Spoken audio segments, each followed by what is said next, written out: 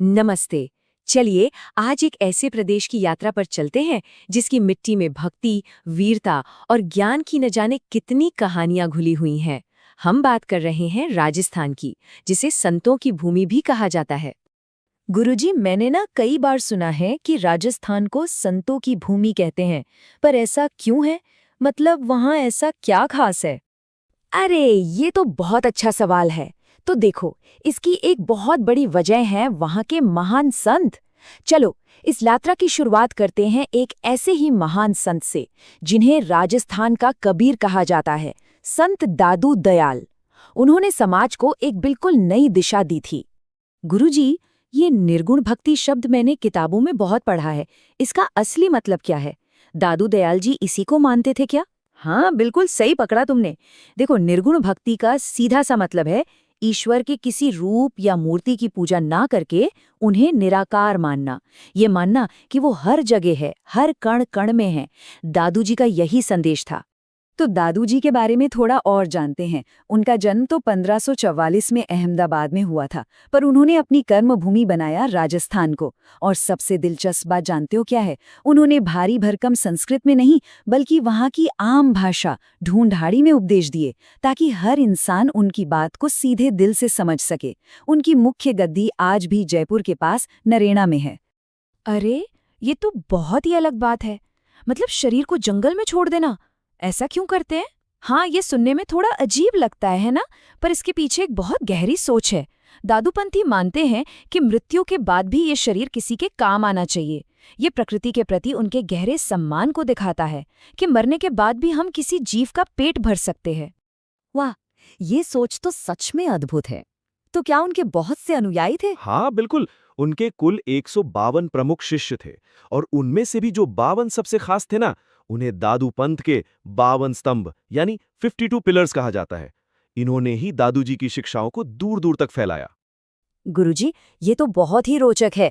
क्या राजस्थान में और भी ऐसे महान संत हुए हैं जिनकी सोच इतनी मॉडर्न, मतलब इतनी प्रगतिशील थी? बिल्कुल।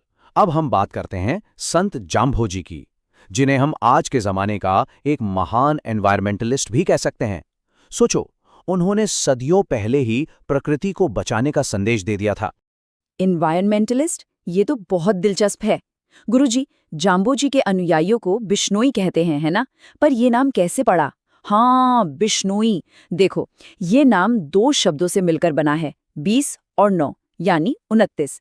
जाम्बोजी ने अपने अनुयायियों को जीवन जीने के लिए 29 नियम दिए थे और इन्हीं नियमों का पालन करने वाले बिश्नोई कहलाए। 29 नियम?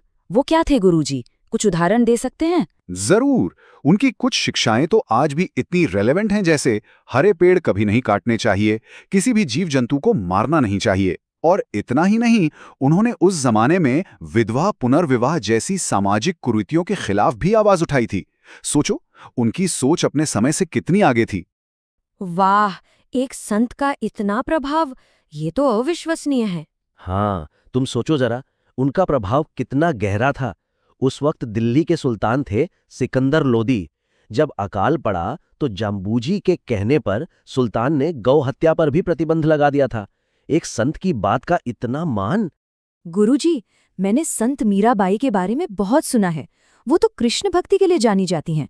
क्या आप उनके बारे में बताएंगे? हाँ, अब हम भक्ति के उस धारा की ओर चलते हैं जहां ईश्वर का एक साकार रूप है। और इस धारा का सबसे बड़ा नाम है मीराबाई, जिनका नाम ही भक्ति और समर्पण का प्रतीक है। मीरा का जीवन ना किसी कहानी से कम नहीं था।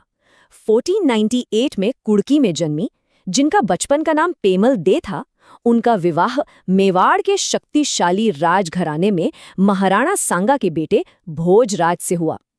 सोचो, एक रानी जिसके पास सब कुछ था, लेकिन उन्होंने महलों के सुख को छोड़कर अपना जीवन कृष्ण की भक्ति में लगा दिया। तो क्या उनकी भक्ति दादू दयाल जी से अलग थी? हाँ, बिल्कुल। जहां दादू जी निर्गुण यानी बिना रूप रंग वाले ईश्वर को मानते थे, वहीं मीरा सगुण भक्ति के मार्ग पर चलीं, जिसमें वे कृष्ण के रूप की पूजा करती थीं। उनकी भक्ति इतनी गहरी थी कि उन्हें राजस्थान की राधा कहा जाता है। मीरा ने अपने प्रेम और भक्ति को सिर्फ महसूस नहीं किया, बल्कि उसे सुंदर पदों और भजनों में ढाल दिया। उनकी रचनाओं का संग्रह मीरा की पदावलियां के नाम से जाना जाता है, जो आज भी भारत के हर कोने में बड़े प्रेम और श्रद्धा से गाए जाते हैं। वाह, निर्गुण और सगुण दोनों ही तरह की भक्ति राजस्थान में इतनी गहरी थी। ये तो सच में अद्भुत है। क्या कोई और भी अनोखी परंपराएं हैं? हाँ, राजस्थान की संत परंपराओं में बहुत विविधता है। चलो तुम्हें कुछ और दिलचस्प उदाहरण दिखाता हूँ। अग्नि नृत्य, आगवर नृत्य, ये कैसे संभव है? ये जसनाथी संप्रदाय की एक अनूठी परंपरा है। संत जसनाथ जी के अनुयायी धधकते अंगारों पर नृत्य करते हैं और इसे अग्नि नृत्य कहते हैं। ये उनकी अटूट श्रद्धा और साधना का प्रतीक माना जाता है। एक और अनोखी कहानी है संत रज्जब की। वे दादू दयाल जी के शिष्य थे। कहते हैं कि वे अपनी शादी करने जा रहे थे, तभी रास्ते में उन्हें दादू जी के उपदेश सुनने को मिले। वे इतने प्रभावित हुए कि उन्होंने शादी नहीं की और जीवन भर उसी दूल्हे के लिबास में रहकर भक्ति की। गुरुजी, दादू दयाल, जाम्भोजी, मीराबाई और इतनी सारी अनूठी परंपराएं, इन सभी संतों ने मिलकर राजस्थान को क्या दिया? उनकी सबसे बड़ी देन क्या है? देखो, इन सभी संतों की विरासत बहुत गहरी है। उन्होंने सिर्फ भक्ति का मार्ग नहीं दिखाया, बल्कि समाज को भी सुधारा। उन्होंने जाति-पाति का विरोध किया, प्रकृति से प्रेम करना सिखाया और हमें साहित्य की एक अनमोल धरोहर दी। और अंत में उन्होंने हमें सबसे बड़ी बात ये सिखाई कि ईश्वर तक पहुंचने के रास्ते अलग-अलग हो सकते हैं, चाहे वो निर्गुण हो या सगुण, लेकिन मंजिल एक ही है, सच्ची श्रद्धा और प्रेम। ये सब जानने के बाद अब एक सवाल मन में उठता है। इन महान संतों की शिक्षाओं में से ऐसी कौन सी एक बात है जो आज की हमारी इस दुनिया के लिए सबसे ज्यादा जरूरी और प्रासंगिक है? इस पर सोचिएगा जरूर।